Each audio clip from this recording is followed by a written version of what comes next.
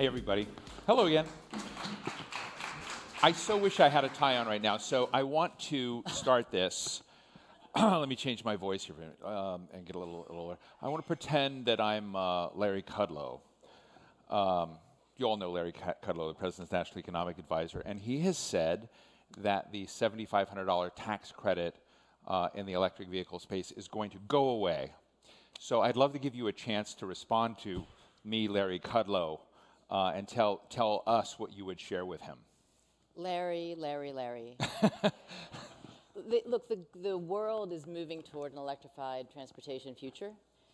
It's early days, but the forecast is that we're going to have 2.5 million EVs on the road by 2022 here in the United States. Global car companies have announced more than $100 billion that they're investing in changing factories over and developing models. But the costs are still coming down on those. So this is a perfect, the tax credit is a perfect way to ease Americans and frankly people around the world into electrified transportation. So it's a really, really important policy, and it's actually designed well so that once a car company reaches a certain level of sales, that tax credit starts to go down. And we've seen that be a very, very effective policy instrument in other energy sources, and now being applied to cars, which is going to both improve the environment and help the U.S. economy. That's a good thing. What is the EV story? I'm going to ask the audience a question here in a minute, but is it more of a personal use story yet, or is it trucks and buses and mass transit? Where are you having the biggest footprint right now when we look at the transportation collage, if you will? Well, it's a great question. When people think of EVs, they think of personal use. And again, EVgo has the biggest public charging network in the country. And you think about individual drivers charging their cars either at home or at work or on the go. But interestingly, now a third of our gigawatt hours through our network, our big network that's in 34 states and 66 metro markets, is in rideshare. Wow. Which is fascinating, right? I mean, in 2016, about 1% of vehicle miles traveled in the United States was via rideshare, Uber, Lyft, et cetera. The forecast is that by 2030, 25% of vehicle miles traveled are going to be via rideshare. And I actually believe that forecast. I've got two millennial kids, 29 and 27-year-old, and when they graduated from college, my husband and I said, oh, you can, here, happy graduation, take one of the old family cars. And again, we were a very Prius-oriented family, so they both got Priuses. They gave them back. Well, actually, they didn't give them back, they sold them. But they said, as millennials living in urban areas, we did the math, we don't want to own the car. And I said, well, how are you going to get around? And they said, via rideshare. So it's fascinating. I think the ecosystem of transportation is changing. Electrification, electrified stuff is part of it, but we saw in the first panel with the mayor of Baltimore how important that last mile is, how important e-scooters are. So I think it's a really, really fun and interesting time where we have to be pulling all of these things together as we consider our future. So be bold. How many of you have today or own an electric vehicle? One, two. So you've got work to do. Three over here. How many Californians? Is it Heiko? How long does it take it to charge? It can charge overnight, or you can do the fast charging in maybe an hour. Fast charging in an hour. So he's got a good hookup. Yeah. So I was just getting a lesson in the back room about charge times. For those of you who get into this, we were talking about Catherine Pugh, and she said that there are charging stations throughout the city, and then you kind of poo-pooed that, if I may. Oh no, I don't. Yeah. I didn't poo-poo it. Well, I thought you did. No. Yeah. No, I think that she's visionary and very much leaning forward, and we have stations in Baltimore as well. But you said that these are slow charging stations. We have fast charging. What many people what we need to make sure of is that the perception of being able to charge is not a gating item to EV sales. Right. Right. And so if folks can charge at home, if they have a garage, very simple to plug in and charge overnight. Right, you can either do it in a little old-fashioned outlet that you put your hairdryer into, right, or your coffee machine, or you can do it with a dryer outlet, a 240 volt, which will give you an overnight charge in, say, 5 hours. Alternatively, if you're going to go to the grocery store, why not be able to charge your car quickly while you go to the grocery store? And that's EVgo has. Right. We have fast charging outlets all over grocery stores and drugstores and places where you're only going to be for 30 to 45 minutes. So it's a combination of solutions.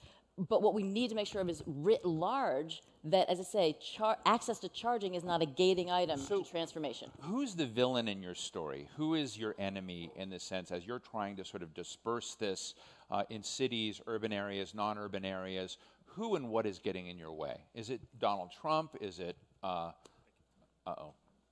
Did you want me to use this instead of the head? Okay. I use it all. Yeah. Who's the enemy? Look, I don't mean to sound Pollyannish, but having sort of, I'm a 30-year veteran in the energy sector. These transitions take time, and there's technology uptake. So what we need to, the car companies used to be resistant. Mm-hmm.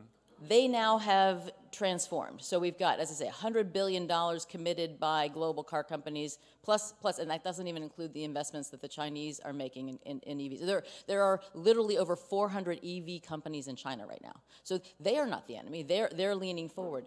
Consumers don't know that much. I mean, just based on your survey of this audience, we need to make it easier for consumers to experience an EV ride.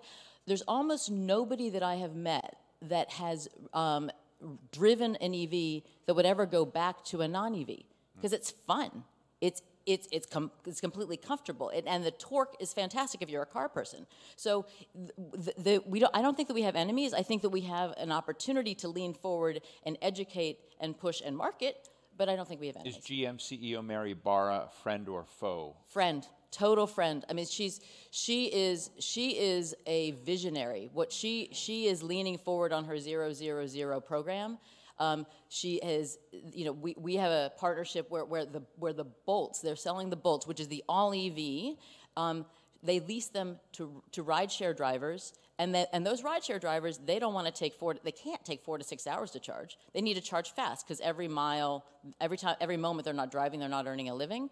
So they charge on our network. So we are, and more of that is coming. I mean, I absolutely believe it. GM is, we haven't talked about autonomous, but GM has a big investment in Cruise, which is their autonomous vehicle platform.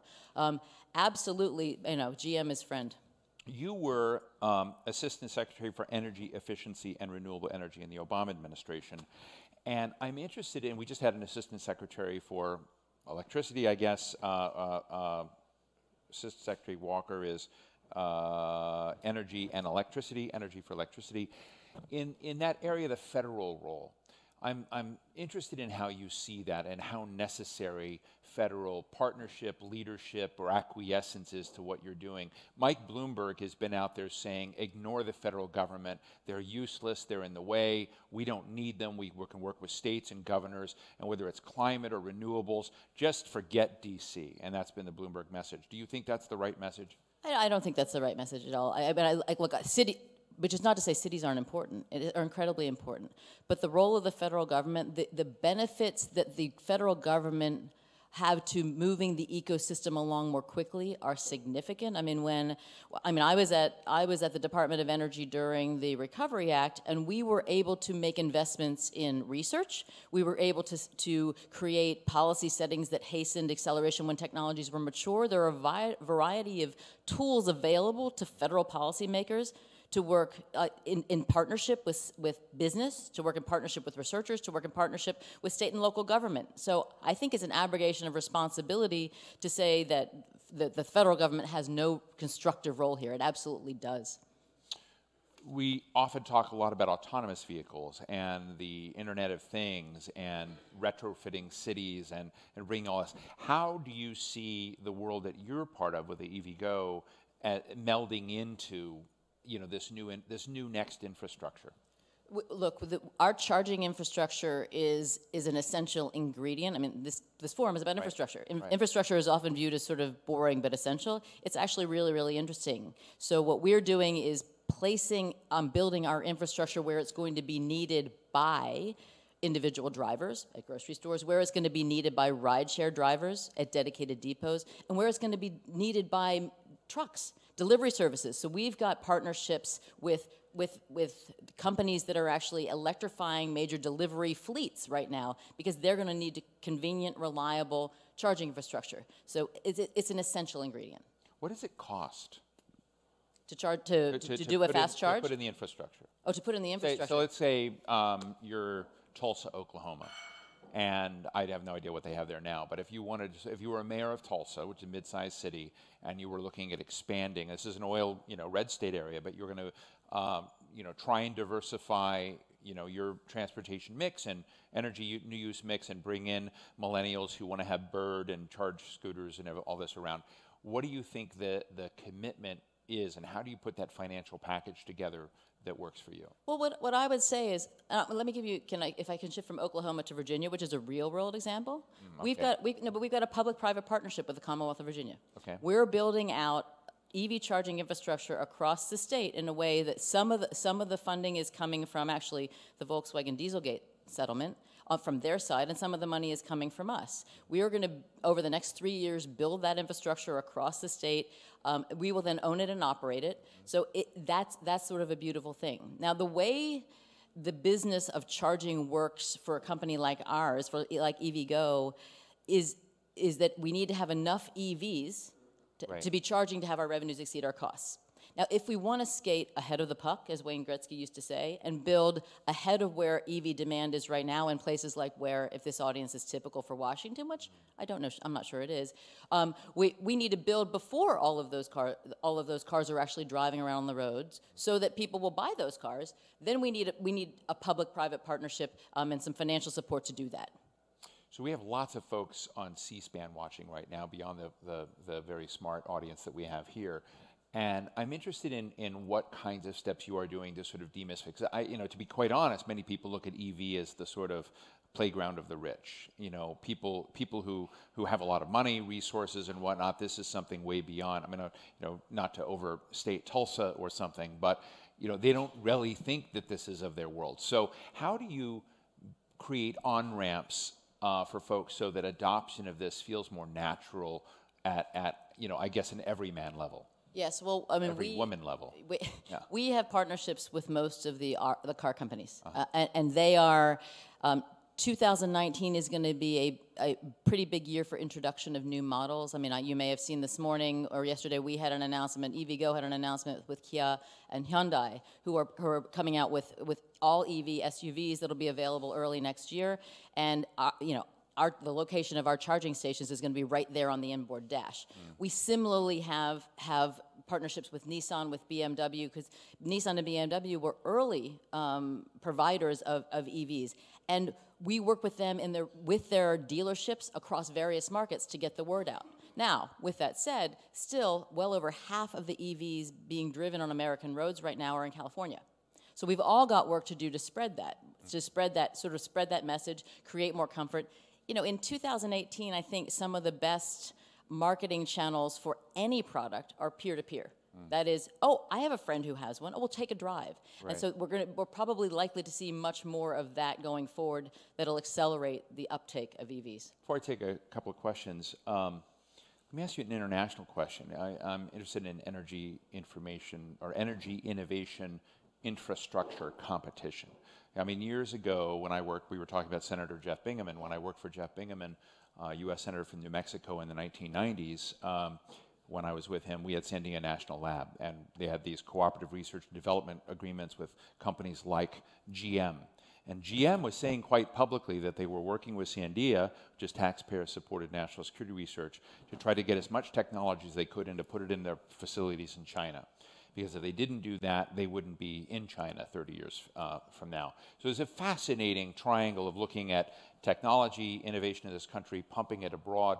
Now when you look at energy innovation in China, I'm just wondering, where do we stack up? What is what we're talking about infrastructure in the U.S., how does that compare to what's going on in Shanghai today? Or when you look at South Korea, which is, if you haven't been there lately, it's unbelievable in some of the areas that we're talking about, shared resources and charging stations everywhere. And I'm just wondering, does the United States need to feel the pressure that it may be falling behind in ways that we may not all realize? Yeah, Steve, hearkening back to when I went into the Department of Energy, and Steve Chu, Nobel Prize physicist, was the secretary at that point. And he, at the beginning of the first Obama administration, there was a sense that back then that the Chinese were very, very good copiers, but not necessarily innovating in their own right. That has changed. The investments have been substantial. But with that said, competition is good. We have such great capability in this country on the research side. We have large markets to pioneer things in a pilot way and then to ramp up and scale them. So shame on us if we don't get onto it. I mean, this is a, you know, as somebody who believes that we have an imperative to, over the next 10 years, significantly reduce greenhouse gas emissions, it is incumbent on us to move quickly. We need to grab every good technology that we can and have it be very, very affordable. And we are capable of that as global citizens. Cool. Let me go to all of you. Questions. And thank you for telling us about your car. Our friend at pedestrian.org. John Wetmore, pedestrians.org. What's the status of charging stations in Canada and in Europe? Is their approach similar to ours? In Canada and Europe? In Europe, the market is much more fragmented. There are lots and lots of individual small charge point operators. Canada is somewhere in between, and I think, you know, we're excited. EVgo is excited for our next market entry to be in Canada. Interesting. Other questions, comments? Yes.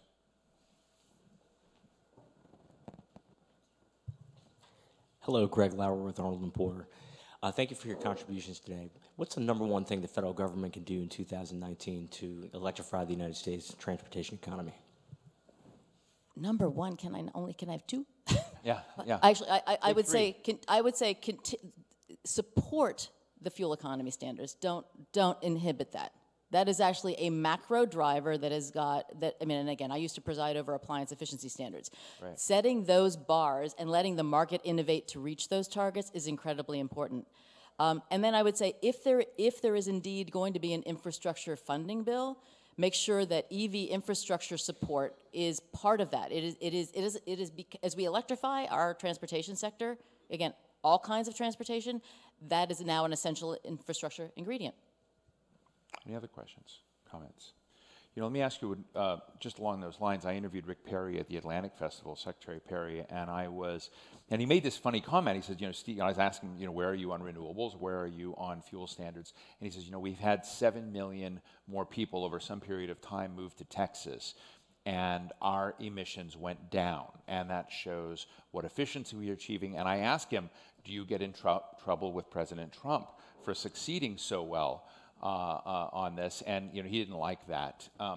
But it raises the interesting question of whether, as you look at, because you were in the DOE, and whether DOE is a partner, to come back to your question, on whether or not, as you look at it today, whether the White House noise is really not taking DOE off its objectives of trying to get efficient, stable, diversified energy that actually is helping on climate, or do you think that we're at a nexus or an inflection point where the risks of the DOE going in a very different direction are real?